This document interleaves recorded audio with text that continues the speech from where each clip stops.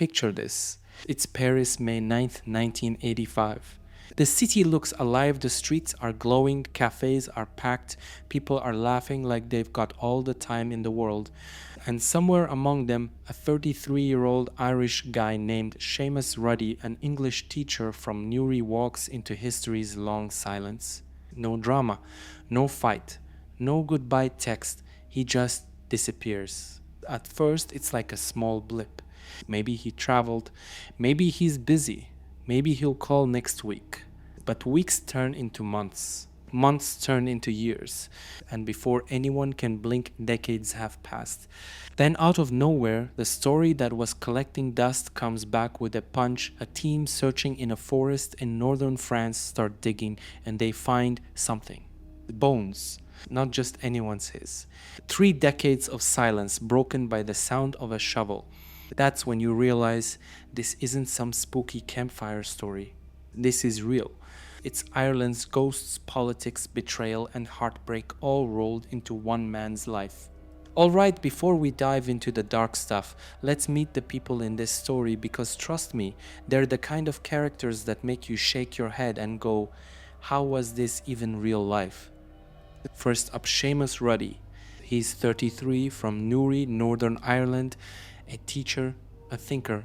He wasn't some wild gunman or political leader. He taught English in Paris. That's it. He loved books, languages, travel, all the things that were a million miles away from the chaos happening back home in Ireland at the time. Next, Anne Morgan, his sister. If loyalty had a face, it would be hers. This woman waited decades, not years, decades for answers. While everyone else gave up or moved on, she was still knocking on doors, calling journalists, cornering politicians. She didn't care who got uncomfortable, she just wanted her brother found. Then you've got the shadow players, the Irish National Liberation Army, or INLA. They were a Republican paramilitary group, smaller than the era but twice as messy. They said they fought for Irish socialism and independence, but in practice, they mostly fought each other. They're the reason Seamus's name ends up on the list of the disappeared. And finally, the cleanup crew of Irish history, the Independent Commission for the Location of Victims' Remains, or ICLVR.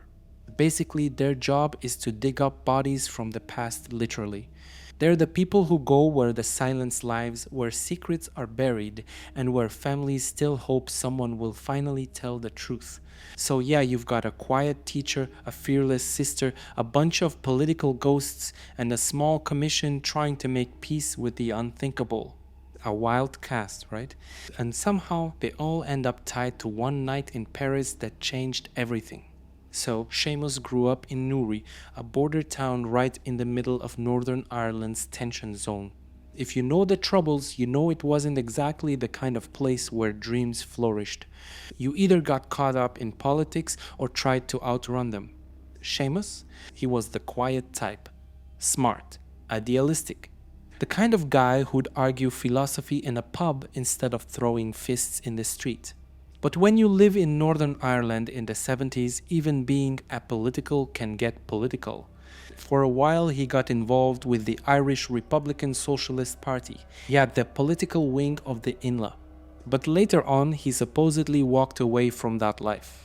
Like, nah lads, I'm done with this, I'm going to Paris to teach English and drink wine. And that's exactly what he did. In 1983, he packs up, heads to Paris, and starts teaching. Life's finally simple classes, cafes, letters home, postcards, the usual. But you can't really outrun Northern Ireland's politics, can you? Because even in France, whispers follow him. Old connections, old grudges. People who don't forget or forgive. Fast forward to May 9th, 1985. Seamus mails a t-shirt to his girlfriend, just normal stuff. No note saying he's in trouble. No weird goodbye. And after that, nothing. He vanishes. Like actually vanishes. Not a trace, not a witness, not a single thing left behind. Days turn into weeks. His family calls, send letters, ask questions, but the Paris police barely know what to do with a missing Irish guy. And back home, people start whispering that maybe Seamus didn't just go missing, maybe someone made him disappear. Alright, so imagine this. 10 whole years go by. 10. That's longer than most people keep their gym memberships or their Netflix accounts combined. The Ruddy family, especially Anne, his sister, has spent every one of those years chasing ghosts. They write letters, meet politicians, call embassies, beg for answers. Nothing, just silence. Then in 1995, the in-law suddenly steps up and says, "Yeah, we killed him." Just like that. No apology, no body, no explanation. Basically, our bad. And the reason? According to what came out later, Seamus had apparently been helping the group hide weapons in France years earlier, and when things went sour, he got caught in internal drama.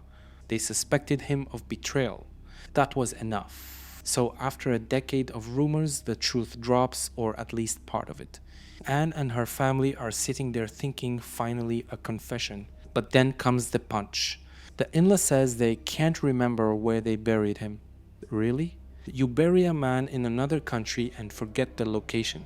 Like it's a misplaced set of car keys. So now the family knows what happened, but not where. That's the worst kind of torture closure dangled in front of you, but never delivered. Anne doesn't quit.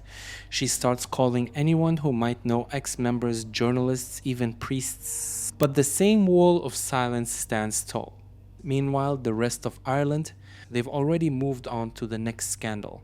Seamus Ruddy becomes a name on a growing list that disappeared. People taken and buried in secret during the Troubles, left to vanish from history. But Anne, she's not letting her brother become just another line in a report. So now the in-law has admitted it, they killed him. But they can't remember where they buried him. Yeah, that's convenient. Like, oops, must have misplaced the Irish guy in the forest somewhere. At this point, Anne Morgan has heard it all. Every rumor, every maybe he's alive, every don't ask questions. She's not buying any of it. She pushes for help, and finally, the Independent Commission for the Location of Victims' Remains, or ICOVR, gets involved. These are the people who do the impossible. They dig up secrets the country tried to forget. Literally dig them up. And where do they start looking? Not in Newry, not in Dublin, not even in Belfast. Nope, France. Because apparently Seamus Ruddy was taken and buried near Rowan, hundreds of miles from home. Like, imagine being kidnapped in Paris and dumped in a French forest by a bunch of Irish paramilitaries. You can't make this stuff up. The commission starts searching the woods near a place called Pont de l'Arche, guided by half-baked maps, fading memories, and stories told by men who spent most of the 80s hiding from law enforcement. It's slow, painful. Sometimes they think they're close, then nothing. And through all this, Anne doesn't stop. She travels to France, stands in the rain watching diggers scrape the soil, and tells reporters, "I just want to bring him home." That's it.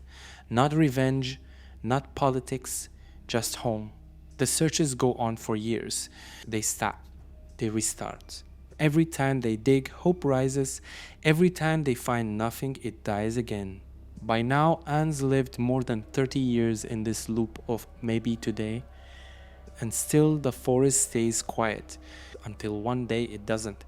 May 6, 2017. The same French forest where they've been digging for years, Pont de l'Arche near Rowan. Cold morning, muddy ground. The air heavy with that weird silence that only comes before something big. The investigators from the ICOVR are on site again, probably expecting another dead end. They've been here before. They've dug, mapped, double-checked every lead. It's been 32 years since Seamus vanished, and honestly, no one expects a miracle anymore. Then one of the team calls out. Something's different this time. The soil gives way, and beneath it bones. Not animal, human. They stop everything. The forest goes quiet. And somewhere deep down, they already know who it is. After 32 years, Seamus Ruddy is found. It's strange you'd think that would feel like joy, like victory. But for Anne Morgan and her family, it's something else entirely. When they get the call, it's not celebration. It's tears, exhaustion, disbelief. Because this isn't about finding life. It's about finally having somewhere to grieve. DNA confirms it's him.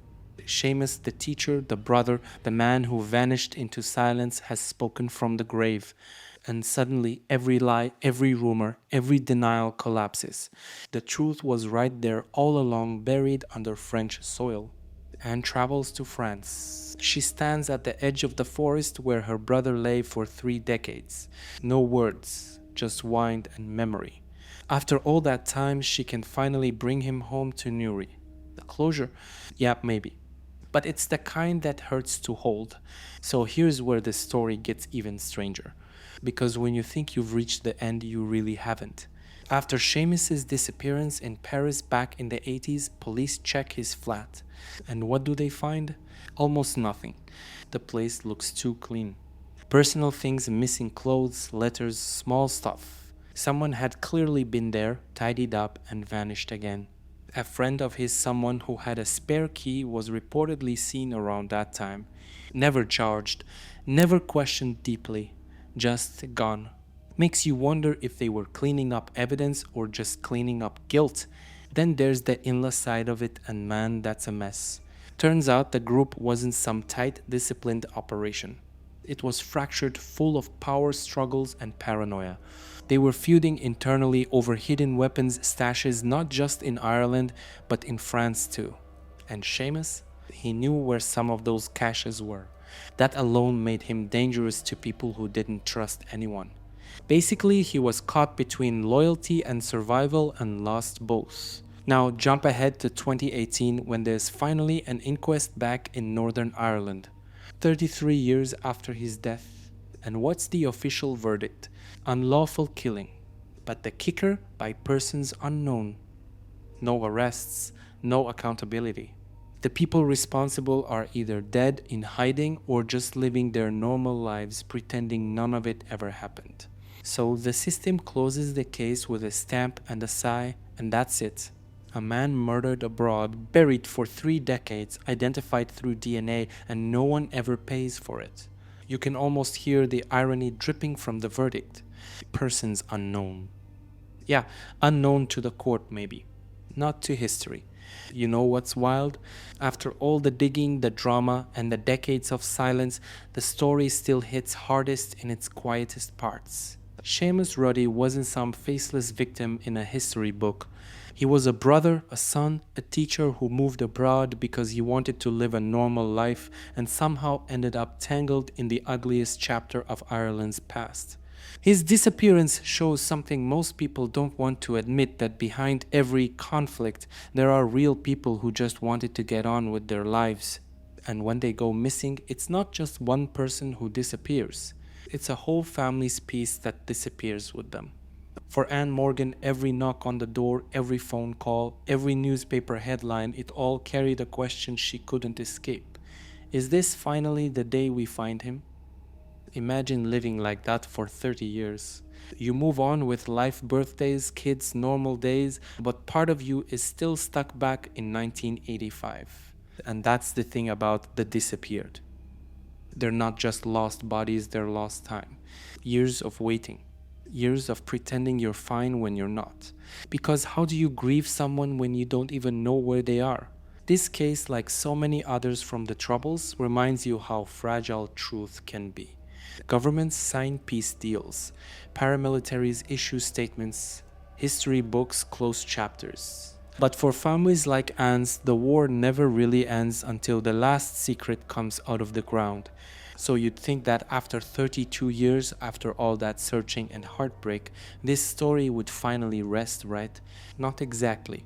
Because even though Seamus Ruddy is now buried back home in Newry, surrounded by the family that never stopped looking, the story doesn't end with him. He was one of 16 people known as the Disappeared, and to this day, 3 of them are still missing. Their families are still waiting for that same phone call Anne Morgan got in 2017. Still watching the news, still holding on to names that most of Ireland has already forgotten. And that's what makes this story so haunting. Because the people who buried him, most of them never faced a single charge. They just grew old, went quiet, and melted back into normal life. Imagine carrying that kind of secret and still showing up at the pub like it's any other Friday night. The forest in France has gone quiet again. The digging stopped. The cameras left, but that soil it still remembers. It's where truth finally spoke after decades of silence. And maybe that's the real twist. It wasn't justice that ended the story. It was persistence. A sister who refused to stop asking. A teacher who refused to vanish forever. Because in the end, Seamus Ruddy didn't stay silent. He spoke not in words but in proof. And somewhere deep in that French earth, the truth whispered back. I was here.